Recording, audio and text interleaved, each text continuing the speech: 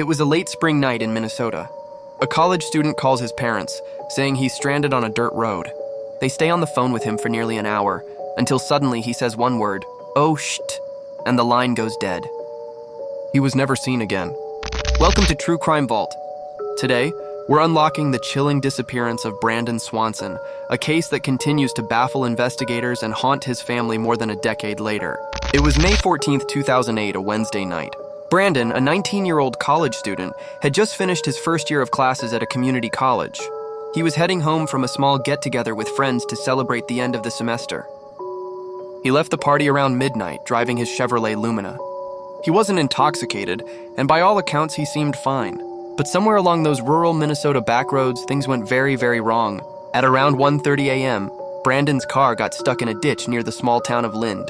Unable to free the car himself, he called his parents, Brian and Annette. They quickly got in their vehicle to pick him up.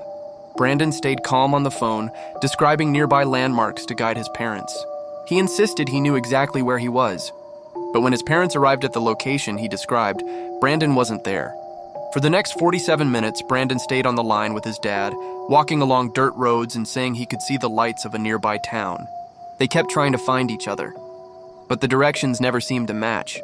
It was as if Brandon and his parents were in two completely different places. Then suddenly Brandon said, "Oh, shit." The line went silent. His parents called back, but Brandon never answered. They drove up and down the back roads for hours, desperately searching.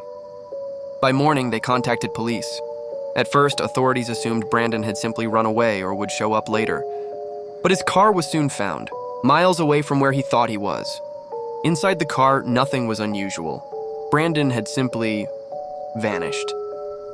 Over the next several days, hundreds of volunteers and professional search teams scoured the area. They used dogs, helicopters, even the National Guard. Tracking dogs picked up Brandon's scent leading away from the car, across fields, and toward the Yellow Medicine River. At the water's edge, the scent disappeared. Some believe Brandon may have drowned that night. But despite extensive searches, his body was never found.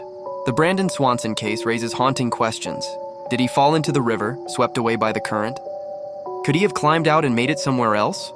Or did something darker happen on that quiet Minnesota road? To this day, investigators have no clear answers. Brandon's remains have never been discovered. His case remains open, an unsolved mystery frozen in time. Out of their tragedy, Brandon's parents fought for change.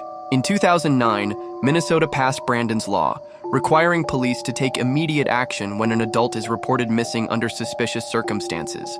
Their hope is that no other family has to experience the same devastating uncertainty.